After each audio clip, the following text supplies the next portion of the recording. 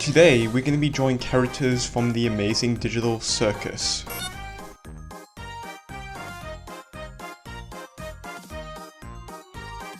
If you guys don't know, the Amazing Digital Circus is a episodic show on YouTube made by a studio known as Glitch Productions, and the entire narrative of the Amazing Digital Circus is these characters are trapped in virtual reality and they have no way of escaping, no exit, so they have to deal with the slow dread of realizing that they are stuck in a situation that they can never get themselves out of. And the characters we're going to be illustrating is Pomni, Jax, and Kane. So if you guys have any other characters you want me to draw in the future, leave a comment down below. But anyway, let's hop into the video and get into drawing the characters from the Amazing Digital Circus.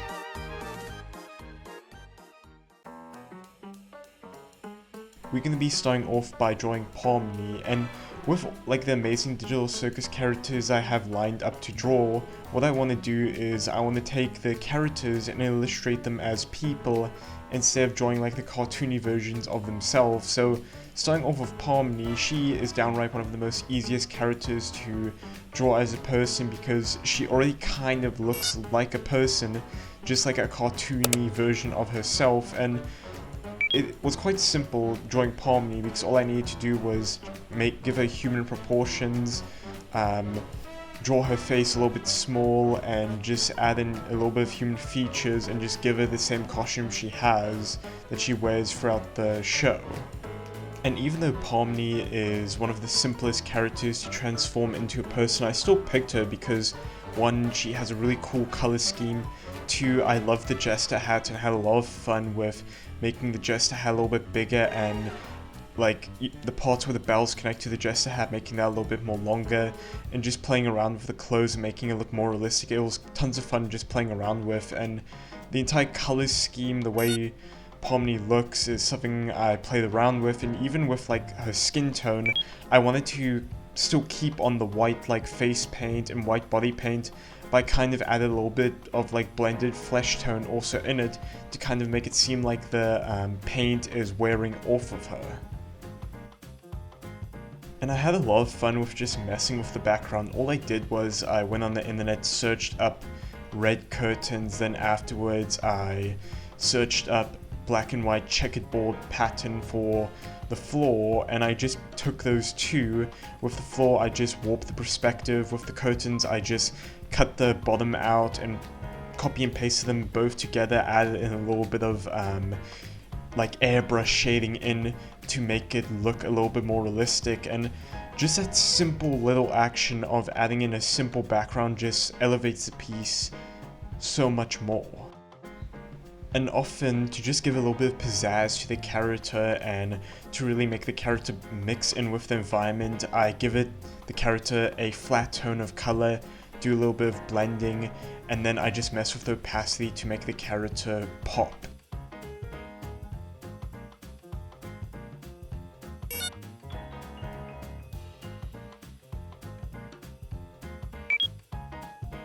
Now, when it comes to the character Jax, one thing that's quite interesting is he's a really controversial character within the fandom, the Amazing Digital Circus fandom,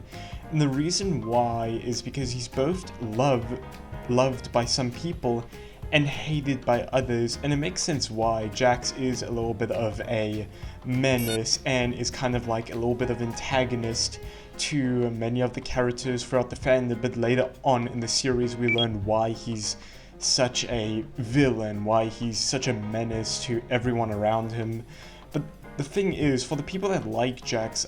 they are a little bit too obsessed with Jax, and especially in like the fandom and the fan art that people do, I primarily see people do a lot of fan art of both Jax and Pomni, and it makes sense why. It's because they're kind of like the main characters, and I know many people may say, oh, that isn't true, they're not the main characters. It was confirmed by Gooseworks that both Pomni and Jax are kind of like the main characters, but I view Jax more as like an antagonist to Pomni with just issues. Of course, he's not the main antagonist. The main antagonist of the series is Kane. He's the main antagonist, but Jax is like a semi-antagonist with the way he acts throughout the entire series. With drawing Jax and trying to do like the human version of him, I had a little bit of a hard time trying to figure that out, and the biggest reason why is because it's just so much interpretation of what Jax looks like as a person, and the only like reference we have of Jax is like, you know, the cartoony bunny version of him. So when I was trying to humanize him and make him into like a person, I struggled a lot with it, and especially with the hair. I eventually decided to give him like, you know, short hair, give him like black hair that is dyed, you know, purple, but it was a little bit difficult trying to figure out what he looks like. But I do love the end design of what he looks like, and just to give a little bit of detail to his reckless energy, I gave him like a plaster on the side of his face, gave him some short hair, made him look a bit younger, and I think I remember somewhere someone saying he's canonically the most youngest person in the cast, but I'm not really too sure about that. But I still, you know, illustrated him as a younger individual to kind of match with that reckless energy he has. And after I finished designing Jax, I stepped away from the design, and when I came back a day later, something just felt off with how he looked, and I eventually realized that, oh, it's his eyes. So what I did is, at the end piece, I took his pupils and just added a little bit of orange and yellow to kind of match with what his eyes look like.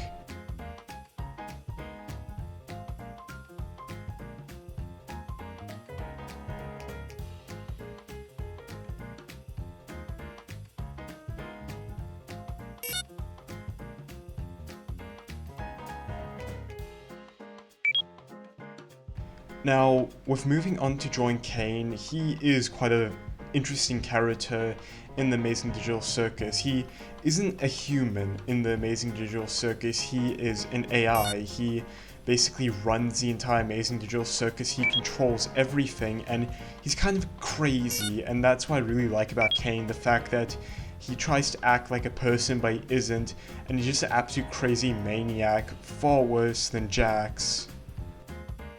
And because Kane is an AI, his entire existence relies on him maintaining the circus and sending the main cast of characters on adventures that he creates. That's his entire existence, his entire directory, and if he doesn't do that, then he has no reason to exist. So there's many instances within the show where he starts breaking down at the realization that if he isn't useful at sending them on adventures that mainly the cast do not want to go on, he has no reason else to exist. And there are like very interesting instances where he starts breaking down, and I wanted to do the same thing where he starts like glitching out an art piece. And Kane has a little bit of like an uncanny valley to him, even though he's really comedic and really funny, seeing him like freak out and stuff. With the art piece, I wanted to really explore the uncanny valley and make him look as creepy as possible, but I didn't want him to like just be scary. I just wanted him to look off and look creepy and show that he isn't human by giving him a little bit of an off smile. And for the entire process of making this art piece, I didn't really know what to feel of it, because the uncanny valley does show, but the problem is the piece was in a neutral state where there wasn't any dark highlights to really accentuate the creepy feature. But later on in the art piece, I got to a point where I messed around with the lighting, messed around with the background to really push the uncanny valley of him. But right now the art piece looks a little bit off and doesn't really give that same creepy vibe I was looking for. But when I eventually started messing with the lighting and bringing in the background, it started coming together a little bit more. And as you can see now, I'm messing around with the lighting a little bit and doing some shading to accentuate the darks and really bring out that uncanny valley of Kane. And I added a little bit of glitching text in the background to really make the environment seem like it's breaking down and that's losing control, to really accentuate the uncanny valley and show that he's the one in control.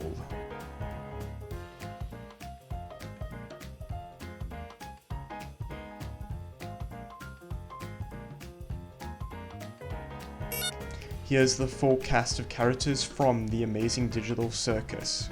And all I want to say is thank you so much for watching the video, and I hope you guys have a good rest of your day. Bye.